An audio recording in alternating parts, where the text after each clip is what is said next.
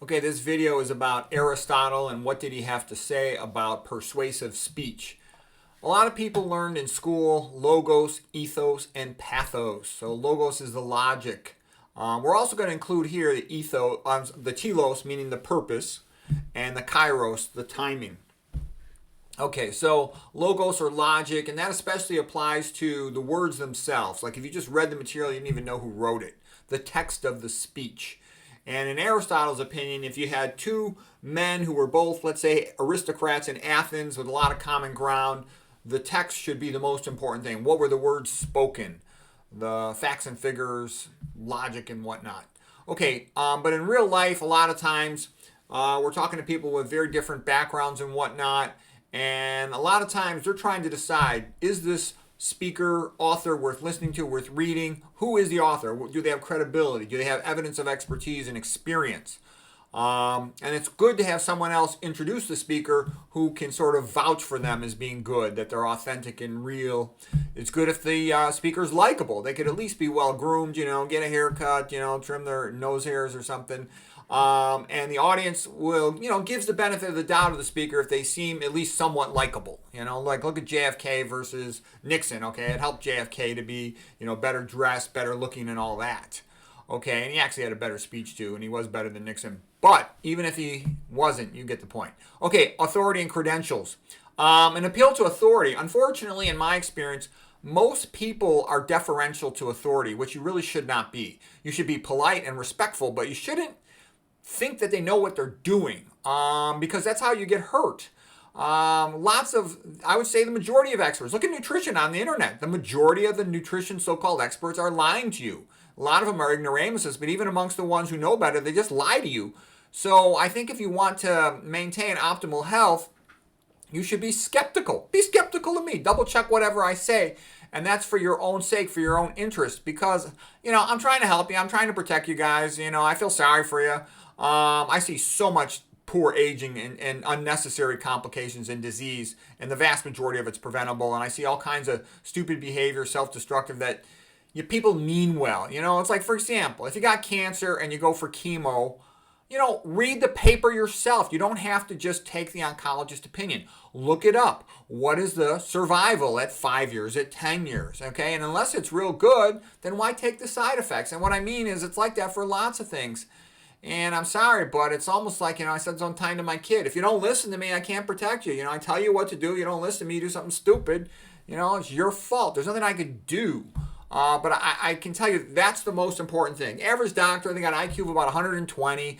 They go into medicine because they want to help people. They really do. They're really hard workers, but most of them are not thinkers. I can tell you the vast majority of doctors I know, they only learn enough to participate in the job in their field and generate billing codes. They do not read nutrition. They do not read toxicology. They do not read pathophysiology. They only go to conferences in their own field with other doctors in their own field, so they never get a variety of opinions, okay? And I've also told you, they're scared of other fields. I know lots of doctors who talk to me and tell me how smart I am and how I explain their own field to them, but they'll never invite me to speak in front of their own field because that would be embarrassing, okay, to bring this outsider in, okay? They won't do it. I know that's been my experience for decades.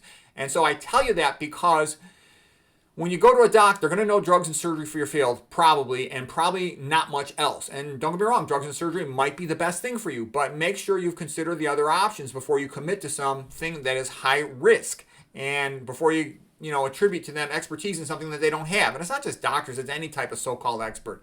All these TV phony experts and stuff. I say this because lots of people are hurt by this, even so. Be skeptical. A smart person is skeptical until proven otherwise. Okay, what is the purpose of the speech? And that's real important to guess what is the purpose of the person speaking or writing, because when you read a scientific paper, if it's industry funded, the paper's always worthless. I mean, I can't even think of a time in my whole life when an industry funded paper was even worth reading. And then what ends up happening is all these clueless people that are kind of newbies to reading on, nutrition literature, they're going to go, oh, well, there's a paper saying nuts are good for you, soy is good for you, and all this stuff.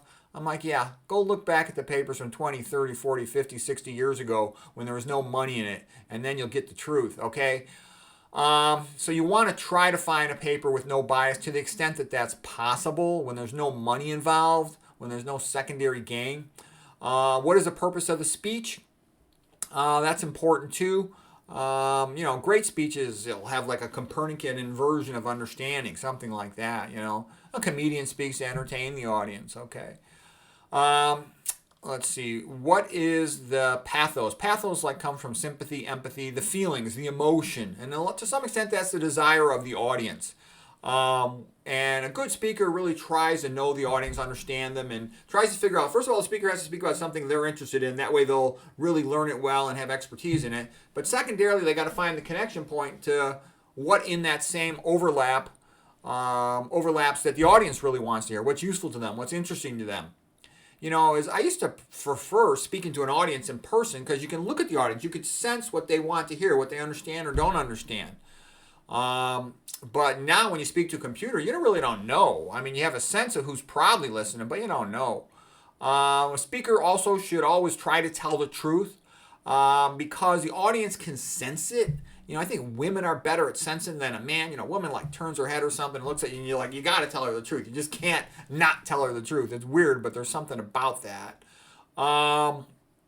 So that comes off better, and the audience will sense it, and it's a win-win. There has to be some trust, and then there has to be some idea of, like I said earlier in the ethos section of credibility to have the speech go well.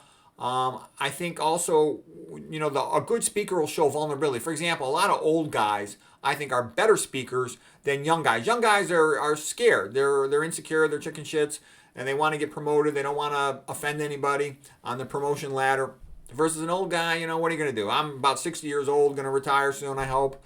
I don't care, that much about what I say. There's certain things I won't tell you because I know a lot of powerful people get pissed off at me. I tell you as much as I can. And I already told you what to do. I told you got to go to the other video channels. You got to go to Rumble. You got to go to BitChute. And you're going to learn a lot of other stuff. There's stuff you will never learn on this channel. I can tell you I've searched a lot of these channels. I've searched lots of blogs. Certain things are only found in certain locations. But I'll do the best I can for you here. Okay, let's see. What else can I teach you here? Let's see. Oh, the way you structure your speech. There's connotations are a big thing. So if a speaker wants to praise something, they'll use this. They could say the same exact overall meaning of words, but if they're connotatively positive, they'll be praiseworthy. Versus if they're connotatively negative, they'll be an insult, even though it seems like they're complimenting the person. And then you can get to things like the Mark Antony speech about Caesar. I come not to praise Caesar, but to bury him. Okay, where he was actually praising Caesar. Things like that. Okay. Stories are a good way to go. Stories help to put the facts into a structured format that tells you how to feel about them, and they're easy to remember. Humor can work well, but you got to be careful with it. Okay, Kairos is the sense of timing, and having that sense of timing, what does the audience want here? What is the hot topic of the moment? What carries with it energy transfer? So Aristotle was brilliant. He was Ayn Rand's favorite philosopher. A lot of people think he's the smartest person who ever lived. There's a lot of cool stuff about Aristotle. The one weakness sort of Aristotle is that, we don't have a lot of his primary material. A lot of what we got from him is his students' notes. So they're a little watered down compared to what Aristotle actually said and did.